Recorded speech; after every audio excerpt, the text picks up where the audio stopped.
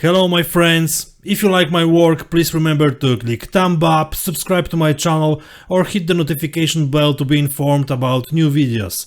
I'd just like to say thank you to all my patrons, please join them if you can, the link is in the description below. After some time I go back to the photos of my projects and I like to remember how my work looked like. I have my favorite models and those that don't make a faster heartbeat. I guess that's normal. Well, but never mind. I'm not going to tell you soapy stories here. More importantly, what will happen in today's episode. As you probably guess, I will be doing weathering and details on the whole vehicle. I would like to immediately draw your attention to the fact that it may seem chaotic at times, but I'm presenting my work exactly as it was done in reality. It was just so comfortable for me, and that's exactly how this model was created. Of course, for all the fun I need to disassemble the model again for the first elements. It's probably not weird, but it will be much easier to work with unglued elements. The most important thing is that all elements return to their previously planned place, unless a different idea comes to mind during work.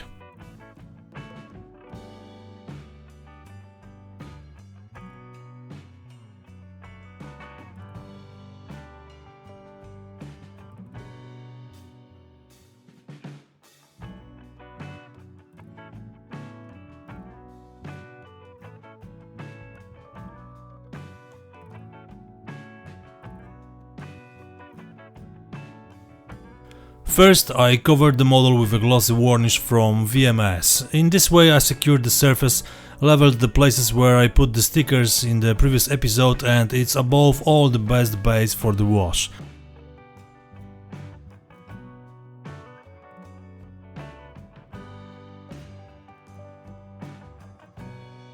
The AK product will be suitable for distribution on the model. Of course, with a bit of thinner I applied the product according to standard procedures in depressions and to emphasize details. I tried to work systematically, immediately cleaning the places where the wash appeared in too much.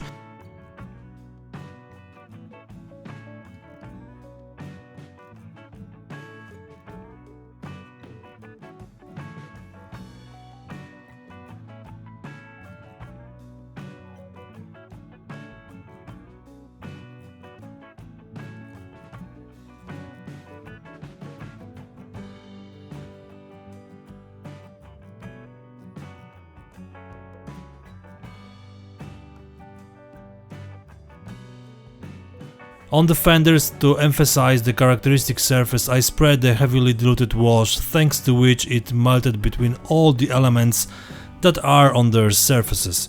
I also use it to make dirt and stains, as you can see here. Leaving the wash to dry completely, I decided to test the Pigment Jockey series. If you've been watching my videos for a while, you've probably noticed that I'm not a big fan of rust on vehicles. I have said this many times and I still stand by my opinion. What you see are obviously rusty products, but the effect I want to achieve won't be a typical bright example of rusty element, but I will try to work out something more natural. Starting with the darkest paint, working with the accelerator, I apply successive layers building an uneven color surface. I apologize in advance for the uneven distribution of the exhaust in the frame and for the blurred image, but often turning the elements sometimes it's easy to forget that you are working in front of the camera. Note that all three paints can be used in different orders. The most important thing is to try to make the colors penetrate, and then it's easiest to get a good effect. Undoubtedly the universal weathering carrier, which is kind of thinner, is very helpful in this.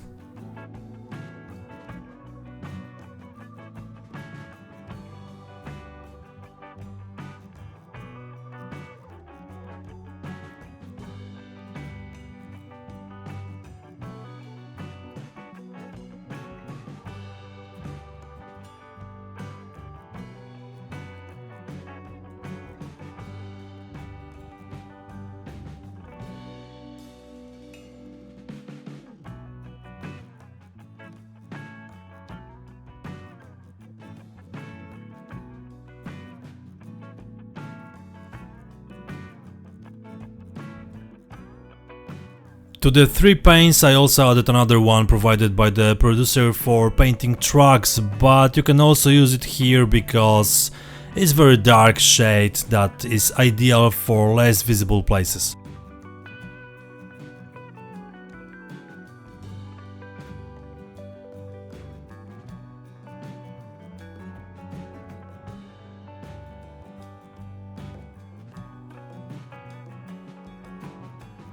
In the end, 2 paints will do some dust. Light earth and brown earth applied in the same way are the perfect solutions to add a realistic finish to the muffler. Notice how often I use the accelerator. In my opinion, this is an essential tool, especially if you want to see how the paints spread and at the same time don't waste time waiting for them to dry.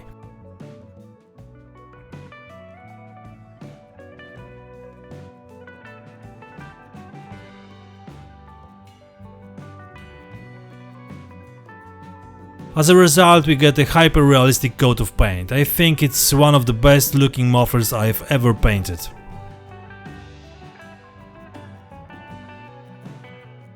Now a few minutes for painting the ropes. This rope on the left side of the screen is already painted.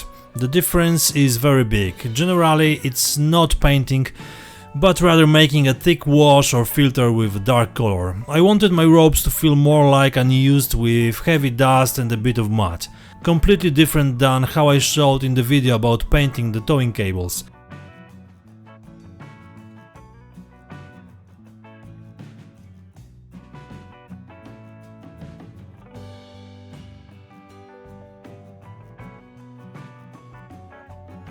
To emphasize the metallic look, I used another pigment jockey, but this time still metallic. I gently rubbed it into the surface of the rope.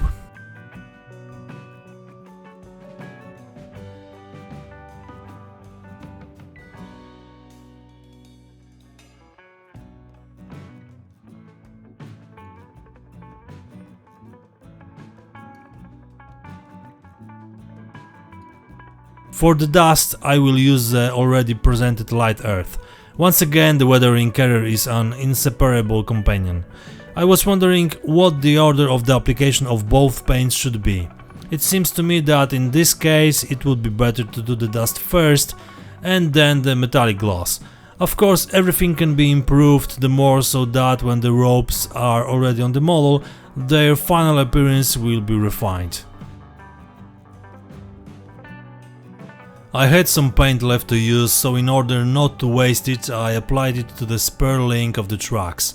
Note that I'm doing it for now only on standard trucks, which are supposedly taken from some destroyed vehicle, as evidenced by the traces of use polished with wheels.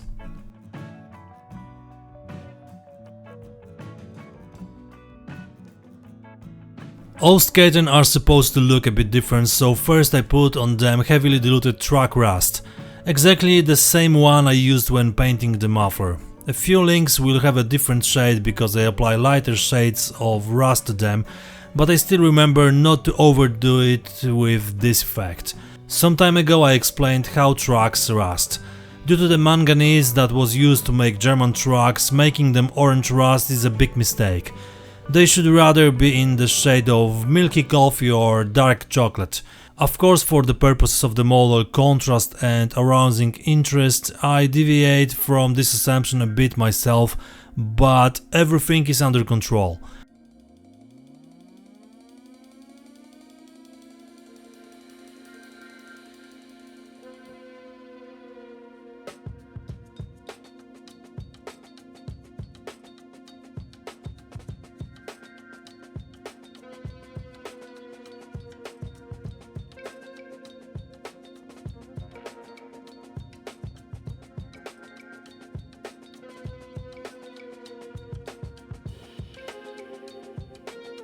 I make dust exactly as before and as I have done on this model many times. I apply the heavily diluted product and dry with the accelerator. One layer may not be enough, but 2 is enough.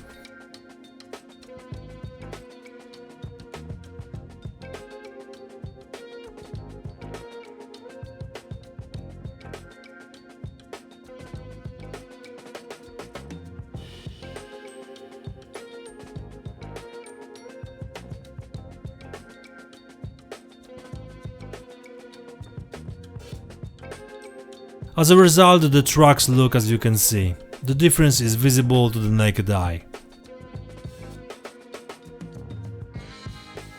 The side skirts need a bit of love, specifically a little bit of off-road use. Of course, you have to make some scratches on them first. I painted them with a brush and base paint, but also slightly scratched the paint with the tip of the knife. You have to be careful with this because it's very easy to damage the paint surface.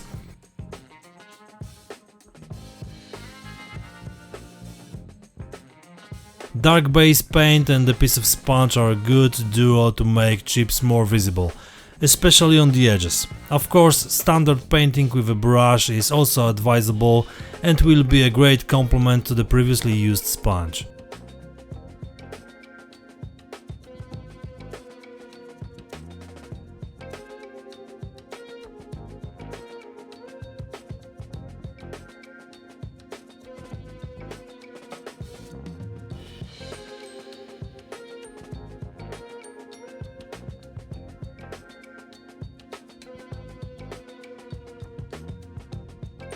As I already painted the scratches on the side covers, I also did it on the commander's cupola.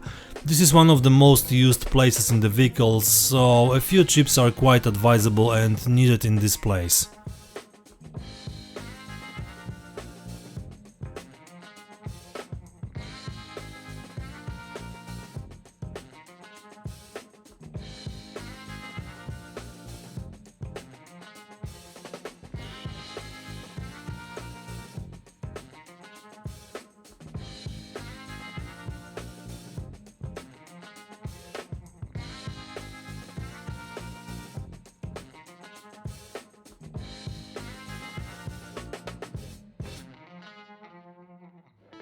In addition, I made some traces all over the vehicle working with a sponge and a brush.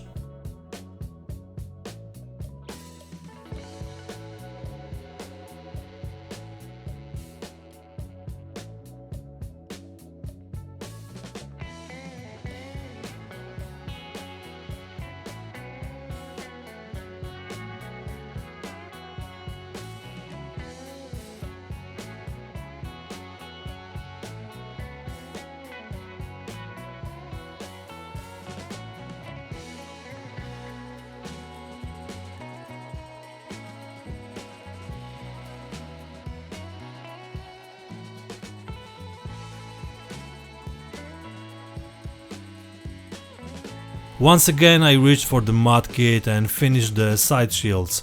The inner side, although it will be almost invisible, should also be done. Here on the flat surface you can see exactly how to spread the product and what effect will have after it dries.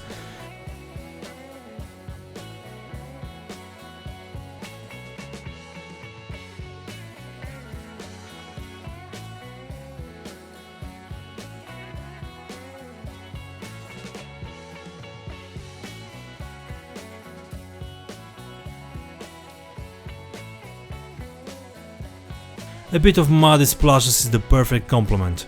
I also did some dried mud on the outside.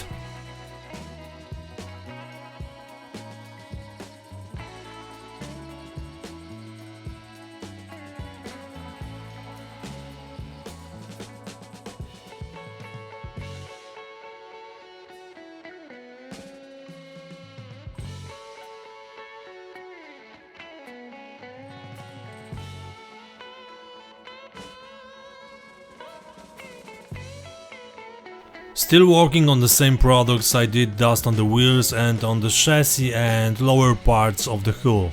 Ease to application and the effect we get after drying is very good for me, and I am positively surprised by the result and the time I devoted to this stage.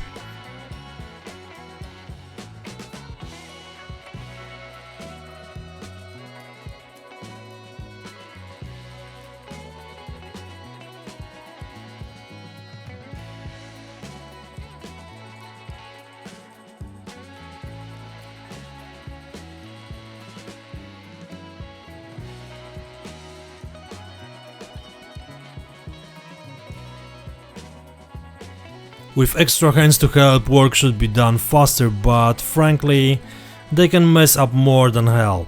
These are my working conditions.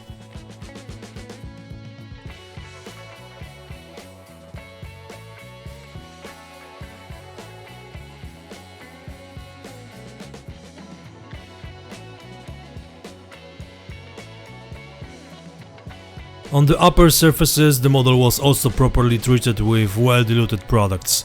I had mixed feelings about this way of making the dust, but once again the effect turned out to be almost perfect and dispelled all my doubts. It may seem that in this way I unify the model, losing all individual effects on the surfaces. I have to say yes and no. On the one hand, such a filter makes the model flatter, and on the other hand, it undoubtedly adds realism to the overall appearance. I'm not worried about individual surfaces because in later stages they will be even more varied, so the layer of dust is not a problem here.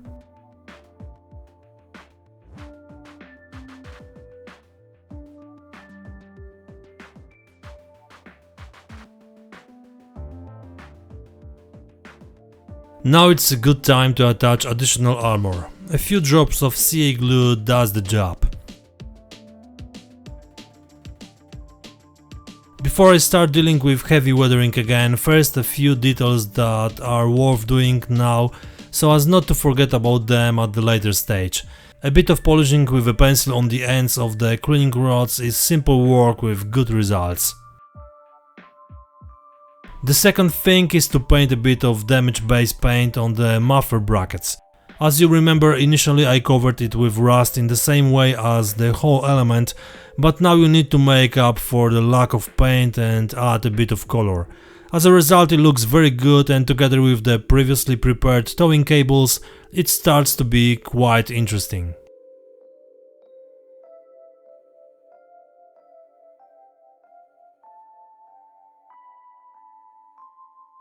Before applying the heavier matte, I did a bit of splashing.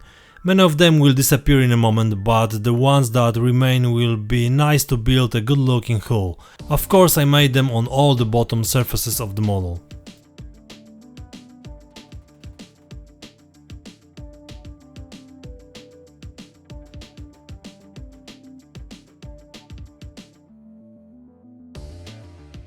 I stained the tracks exactly the same way as the smaller pieces on the front of the armor.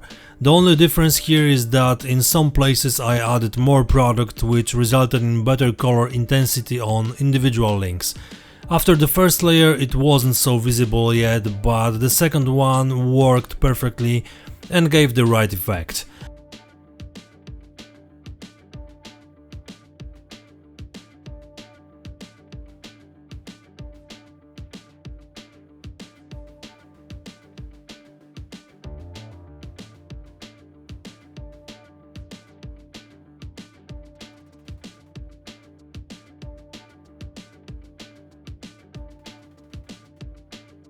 Of course, drying with the accelerator is necessary, but you must remember to be careful because too much exposure to high temperature can deform the links and burn our fingers. A bit of polishing with a pencil is essential. It's worth checking in advance which places require this work.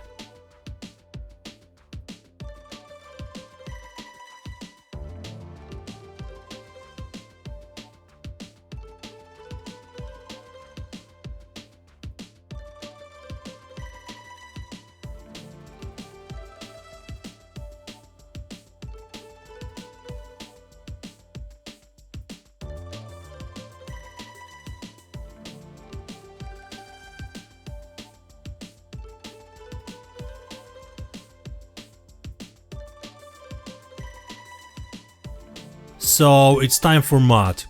I changed the products to pigment and alkyd binders, which after mixing gives a paste. In addition, with dried grass, I have a ready product prepared individually for the needs of this vehicle. I applied it in nooks and crannies and places where it was most likely to accumulate, trying to leave some uncovered spaces on the sides of the hull.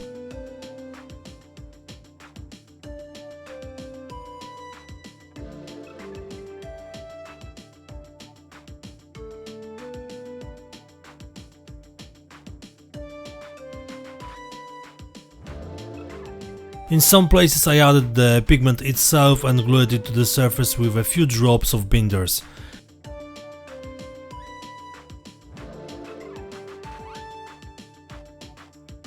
Matte paste was also applied to the underside of the hull. Pay attention to how small amounts can interestingly diversify the appearance of this part of the model. There was also some mix on the wheels. Idlers and drive wheels are more clogged with dried matte, while on the road wheels I applied matte quite sparingly. I like the effect I got this way. In addition, the same mixture appeared on the side covers as well. Oh, if you are wondering what happened to the previous number on the side shield, I guess this piece is unlucky. For the second time I damaged the paint coating and decided to remove the paint completely and paint this element from the beginning. It took me a while and raised my blood pressure a bit, but now I'm sure that everything is okay. The number is also completely new because these decals are just better than the older ones.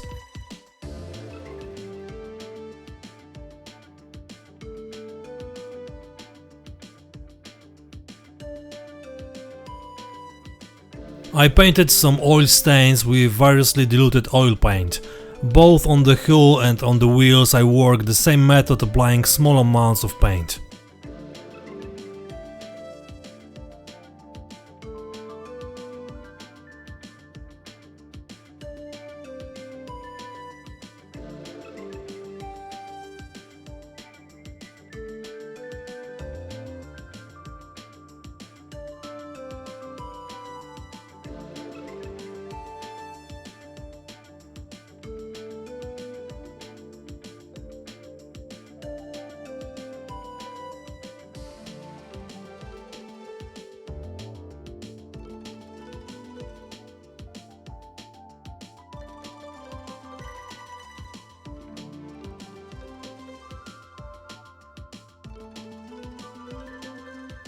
Do you remember the pigment jockey I used for towing cables? The same was used to polish the idlers. I corrected the drive wheels with a pencil because more precision was needed here, and cotton bud is not a precision tool.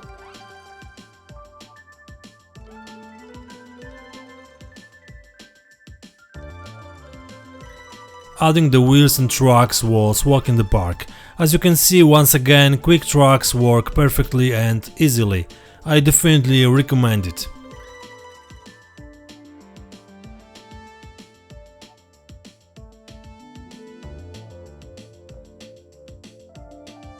The side covers are finally in place. I glued them to the hangers with small amount of glue.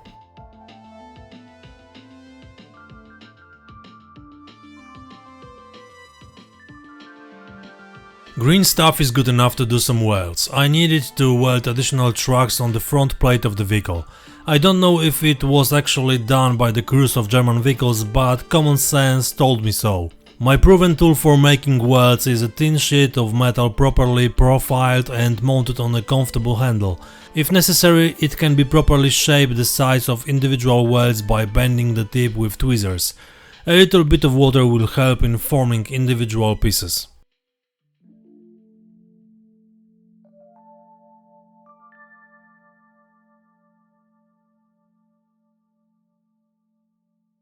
From some old cable I pulled a piece of wire, the single strands of which are perfect for tying stowage on vehicles. Exceptionally, you can leave it in its natural color, but I prefer it when it is painted or blackened, as you will see in a moment. A few drops of the product are enough to change the color of the wire. After a few moments you can see its effects. It's worth remembering that the blackened surface may wear off, especially when we start working with such a delicate material. However, it's not a big problem if you can see a natural silver color here and there.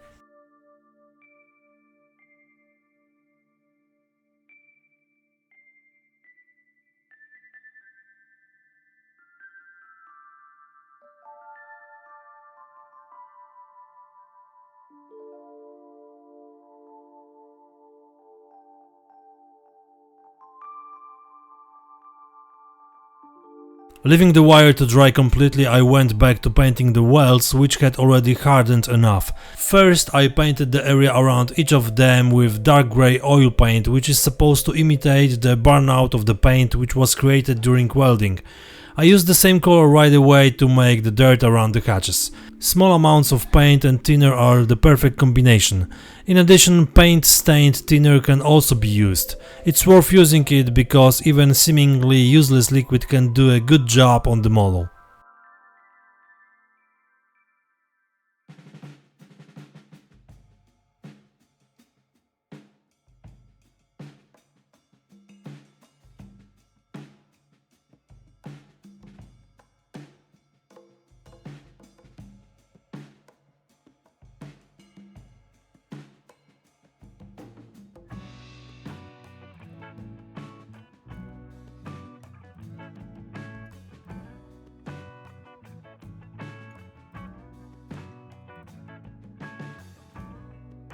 I painted the welds silver and almost immediately washed them with the paint I had just used.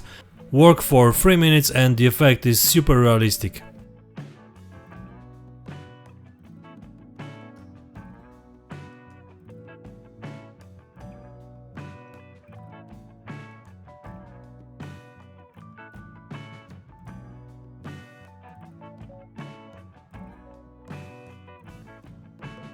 The wires are now dry and I can start attaching them to the model.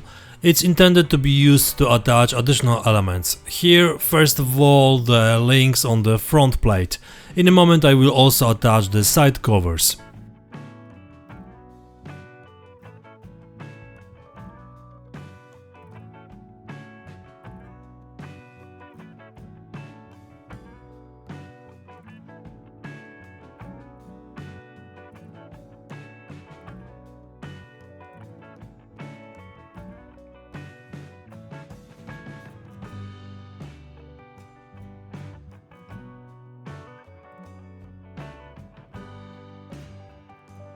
Now we have a continuation of making spots on the model.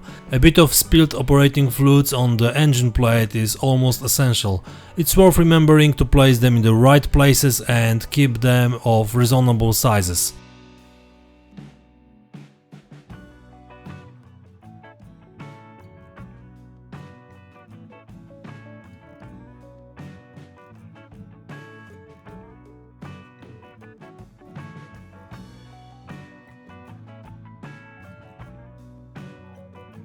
Again, I prepare a bit of mud to build more realism and unify individual elements.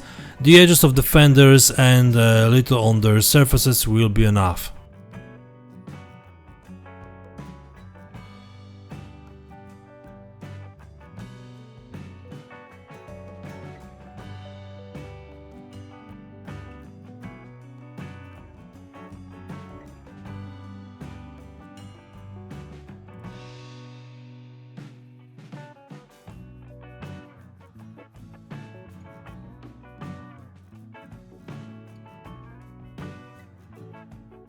From various unnecessary elements I built a stowage on the back plate of the engine. I glued everything together to fit the shape of the vehicle. To cover it with a good looking tarp I will use special paper and product called Paper Shaper. It's a special glue that soaks into the paper and allows it to be shaped. After drying it's stiff enough to paint the element with a brush or airbrush. The great advantage of this paper is that it doesn't tear as easily as regular printing paper. The rips you see on my tarp were caused by overstretching the fabric, but it's not a problem as extra blankets will cover any damage. The glue dries after several minutes and you can start painting. Just before the glue dries, traditionally and as I said in the beginning, I would like to thank again to all my current patrons. You are great guys. It would be superb if you joined this group. Your support is highly appreciated and helps me do what I do here at coldemonspl and what I love the most. Thanks to this I will try to give you some interesting content to keep you informed and entertained. It's very easy because now there is a chance to enter this superb group without pay a penny for 7 days free trial. This way you can check whether you like what I publish for my patrons or not. From technical side you need to join for free by filling all gaps patron wants and then you can surf on my page with no limits. But about the 7th day you need to decide if you stay with me or go back home.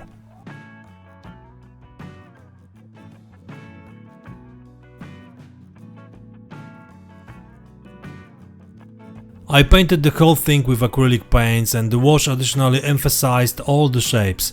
As a result, after doing the whole painting, I have quite an interesting element that will go well with the rest of the model.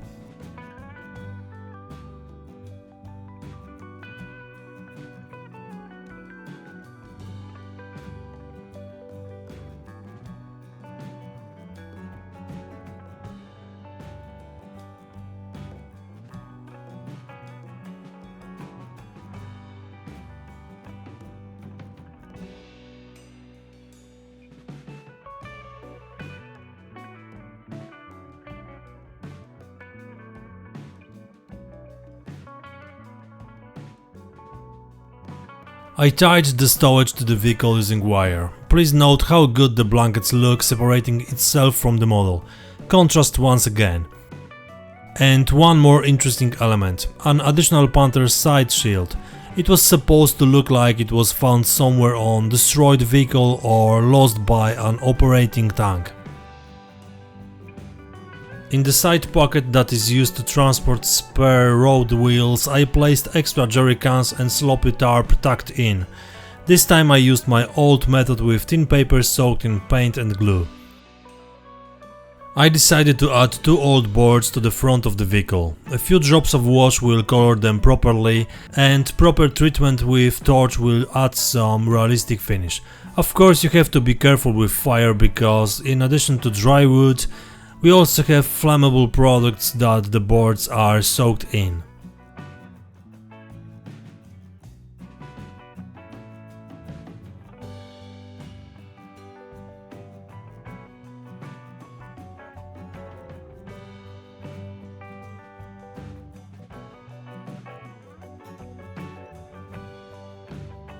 An additional tarp will also fit in the side pocket as well as on the front of the vehicle as a diversification of the appearance of additional tracks.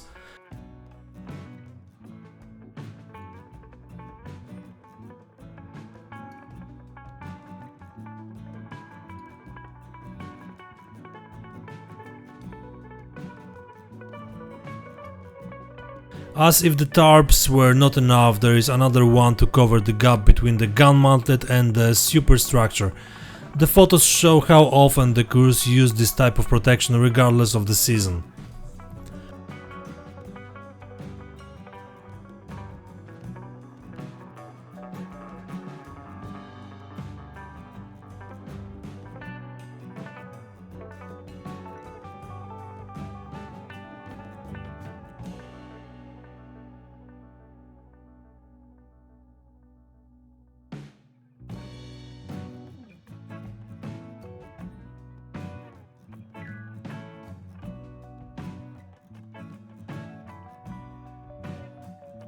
As usual, my model cannot miss a chain.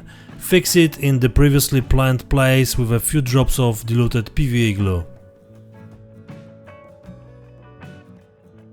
One of the last steps was to apply dry grass to the model. For a moment I was wondering how to attach it to the hull. The solution was very simple. Sand and blast freeze diluted with a few drops of water was enough. The application itself on the model was not easy because the surface tension made it a bit difficult to leave individual drops of glue on the model, but as a result it holds all the grass without any problems.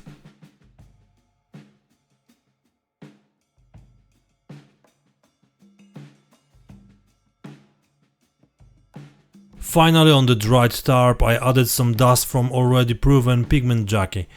I spread the excess with a weathering carrier and dried it with an accelerator.